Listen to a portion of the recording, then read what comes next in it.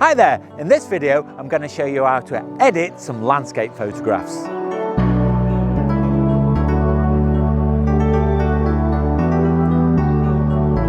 In last week's video, I visited a place called Ludge Church. Now, while I was there, I did say that I didn't find the location particularly inspiring. The lighting wasn't great. I couldn't find any compositions, but I also said that I might be able to do some improvements back in the computer. So in this video, what I'm going to do is I'm going to show you all of the editing process that I did to improve the images.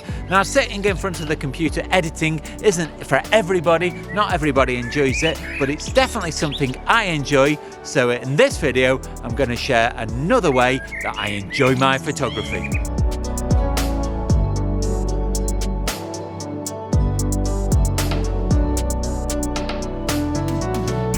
That's it for the introductions. Let's go inside onto the computer. I'm inside on the computer, so let's crack on and do some editing. The first image that we're going to look at is this picture here of myself that I took down in Ludge Church.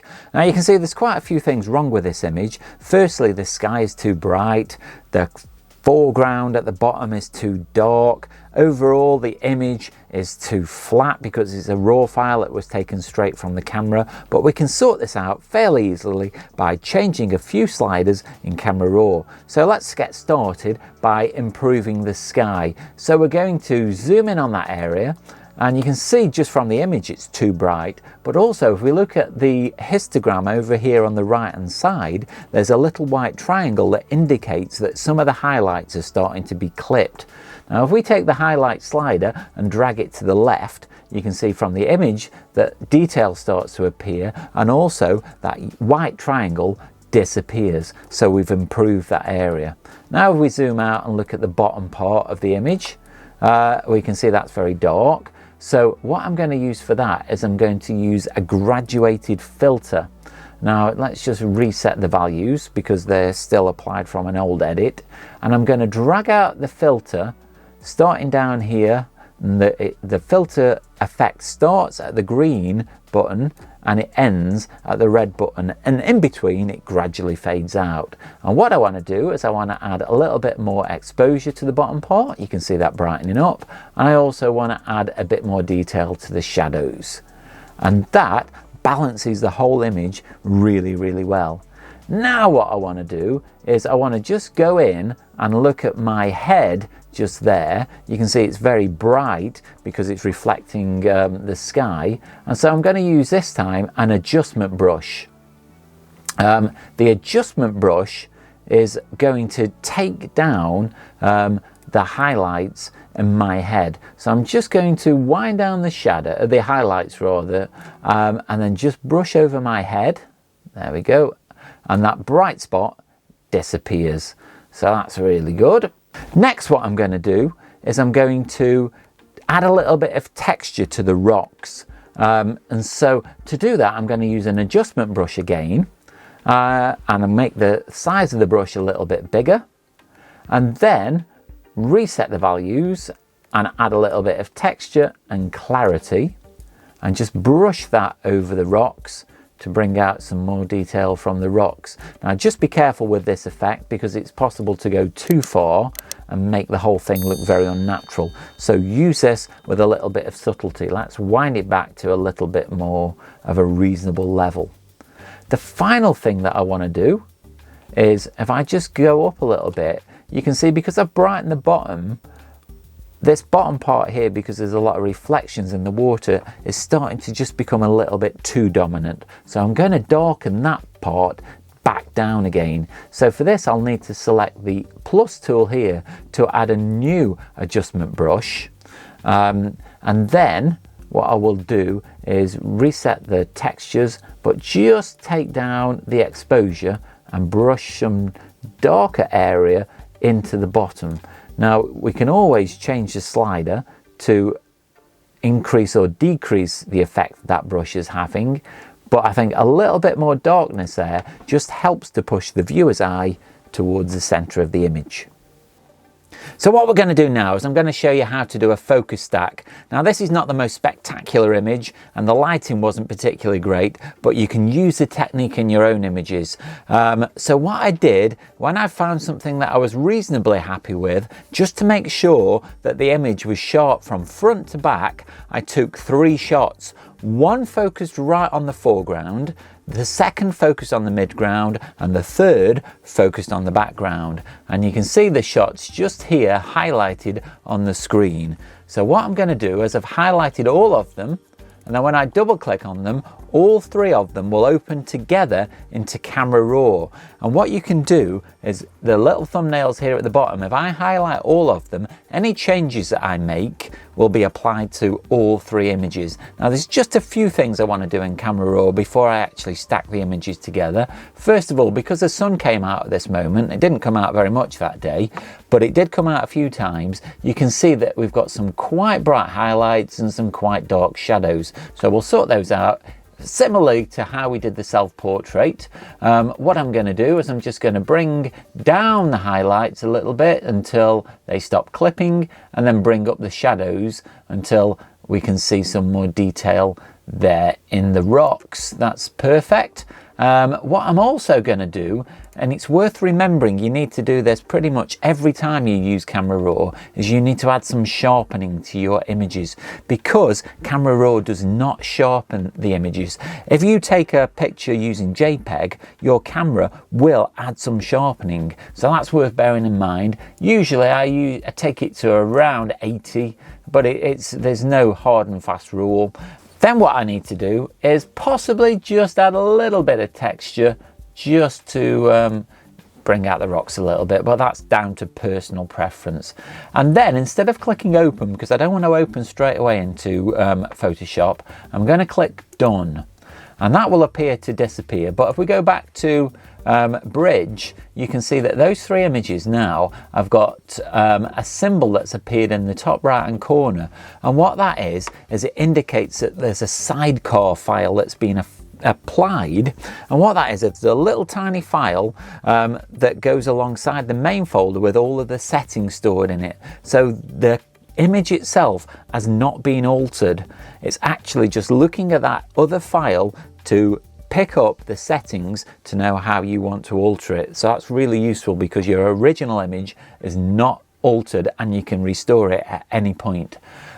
So what I'm going to do now is I'm going to open these in a slightly different way. I'm going to use the tools, Photoshop, and go down to load into Photoshop layers. And so when this then goes into Photoshop, they'll be ready in layers, and that's going to be really useful to do the stack. It saves opening them in 3 files and then merging them all together later. So straight away you can see them appearing now, and they are in separate layers, the 3 images that have been focus stacked.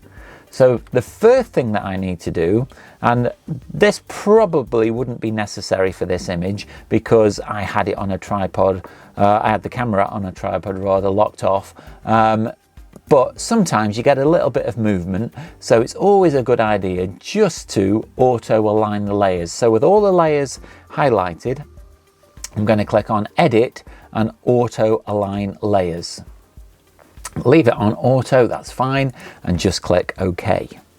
Now on this particular image you probably won't notice any difference because, as I said, the camera was locked off on a tripod, but just down at the bottom there you can see that the image has shifted ever so slightly because there's just the hint of a checkerboard appearing there at the bottom, so it wasn't perfectly aligned. Now what we can do is go back to the same menu again, edit, but this time we're going to auto blend the layers, and we're going to choose the stack images. So that's the bottom one of the 2. We're not doing a panorama in this image. We're going to stack the images, click OK, and then you will see that on the right hand side here, once Photoshop's done its thinking, it will have picked out all the areas that it's identified as being sharp and masked everything else out. So some of these layers now have been blanked out because Photoshop realizes that they're not as sharp. So all the areas now in this image are equally sharp.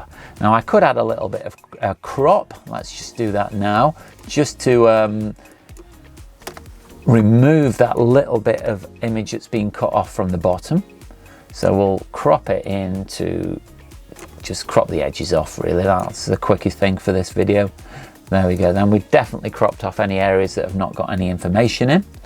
And then what I'm going to do now is I'm going to go back into the camera raw filter just to add a vignette, because I find that's quite a useful way of adding a vignette. But before I can do that, I need to compress these layers together. Now some people will just merge the layers or flatten the layers, but what I find is if you do what's called a stamp visible, and it's a very complicated set of keyboard shortcuts. It's a Shift, Control, Alt and E. I'll put that on the screen. But what it does is it makes a new layer with all of those layers compressed into it. And it means that if you decide later on that you want to go back and alter this, all of your original layers are still down there in the layers palette, but you've got a new layer that's been everything squashed together and stuck on top of everything else. So that's the layer that I'm going to apply the camera raw filter to. Just going to go into camera raw, and I'm going to go right down to the bottom to the effects, and I'm just going to add a vignette just to push the viewer's eye into the center of the image. So in this final edit, what we're going to do is a panorama and a mono conversion. Now when I was in Lodge Church, I found that I got a real problem that I couldn't get back far enough from the rocks just because it was so tight in there, and I hadn't got a wide enough lens. I wanted a shot that included the ground all the way up to the sky. So the only way to achieve that was to take a series of images, moving the camera up as I went, and then I knew I could stitch them together in the computer. So we're going to do that now. So I've got the 5 images that I took just here. So if I select all of those, what I'm going to go to is the Tools menu, and at the bottom select Photoshop again, but this time I'm going to choose Photo Merge. Now what Photo Merge does is it'll stitch them all together. So we select all of the files that I've just chosen there and click OK. Now what will happen is Photoshop will now try and piece all of those images together, look for the overlaps and join them together seamlessly into one image. Now this will take a certain amount of time depending on your computer, how fast it is, how much memory it's got, how good the graphics card is. Now I've got quite a modern computer, I've only just had it, so I've got a good graphics card with lots of memory, so it shouldn't take too long for this process to take place. Your computer may take longer depending on how powerful it is, but it shouldn't take too much longer now, and the process should be done. Now you can see that it's gone a little bit strange because of the photo merge process. Sometimes depending on your overlaps and the perspective, you'll get this kind of effect, but it's not a problem. We can sort that out. So let's sort that out first, just by literally cropping off the stuff that is unnecessary. So all of this stuff down at the bottom will have to go, so we're going to leave just that bit. So we've now got a normal shaped image. If you see the sky at the top, it's quite bright, so I don't like that. But while I was there at the time, I realized that the sky was quite bright, so I did take another exposure just for the sky. So let's bring that in. There we go. Now before I actually put that on the image, what I'm going to do is I'm going to just stack all of those images together that from the photo merge, just so I've got one layer with all of that image there together before I bring the sky into that image. There we go. Let's bring that in. So there's the sky. Now you can see that it doesn't quite match up because the photo merge has done a little bit of stretching and warping. So if I just reduce the opacity of that top layer so I can see through it, what I'm going to try and do now is match that up the best I can.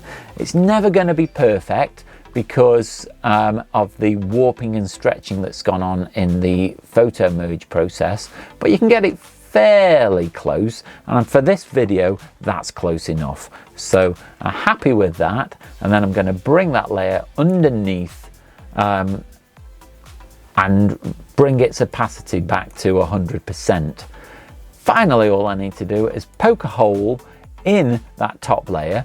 So I'm going to apply what's called a layer mask here, and that applies this white filter. The white layer mask means that there's no mask being applied. But if I paint black into that layer, then I will basically poke a hole in the top layer and show through the darker sky. And because it's dark, we get away with the overlap because it's the sky against the foreground, so it would be fairly dark in that area anyway. So I'm happy with that. I'm going to do another merge, which is Shift, Control, Alt and E, just to bring all of that together before I do my mono conversion. Now what I'm going to use for that is an adjustment layer. Now down here at the bottom are the adjustment layers, and the beauty of an adjustment layer is when you apply it, if you don't like it, you can turn it off. So you've not affected your original image. So let's turn that back on, and we've got a lot of sliders that have appeared here, so you can alter the original colors of your image to different strengths. Now in this particular image, only a few of the sliders actually have any effect. So I know the red will brighten the rocks, and I also know that the yellow will brighten the rocks. The other sliders pretty much have almost no difference at all. The green just slightly, there must be a bit of moss on these rocks, but I know from experimenting that the other sliders have no effect, so I'm not going to even mess with those. But we've brightened that image up and really made a good mono conversion. I'm going to do another merge just to bring all of those together, because the final thing that I'm going to do is I'm just going to go back into the Camera Raw filter to do a little bit of texture addition. And the reason I'm doing this in Camera Raw filter is because if you've got Photoshop, you've got access to that. There are other filters that will add texture, but quite often they are paid for versions. So it's quite handy to have it here in Photoshop. I can also just perhaps give us a bit of shadow detail, just to bring that off the bottom of the histogram, add a bit of texture, add a bit of clarity. You've got to be careful how much you add, because you can go too much and end up with something that looks a bit unnatural.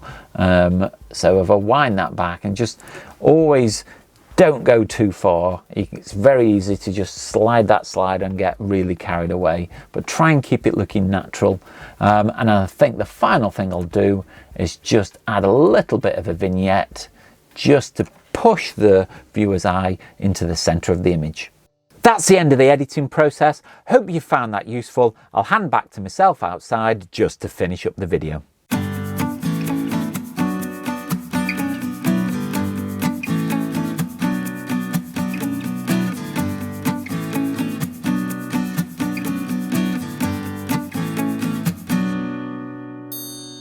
Hope you've enjoyed this video and you picked up some useful techniques about how you could improve your landscape photographs.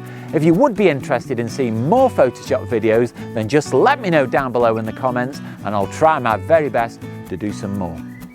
I'm currently filming a video where I'm doing a repeat of last year's challenge to take as many birds as I can in 3 days, so look out for that in the next few weeks. If you've got any questions or comments, don't hesitate to leave them down below in the comments, or nip over to my Instagram, that's @DOakdenPhotography. Leave the comments there, and you'll also get to see lots of my images and some that you won't see in videos. You can also do me a really big favour and click like, subscribe and the bell notifications, and that way you'll stay up to date with all of my future content. Watch out for next week's video, that goes live at 4 o'clock on Sunday. But all that's left now is to say, stay safe, and I'll see you soon. What you could do to improve. Hooligans think they can get in on the action. Improve your photo, improve your landscape. If it's something that you're interested in me seeing, oh, I can't talk.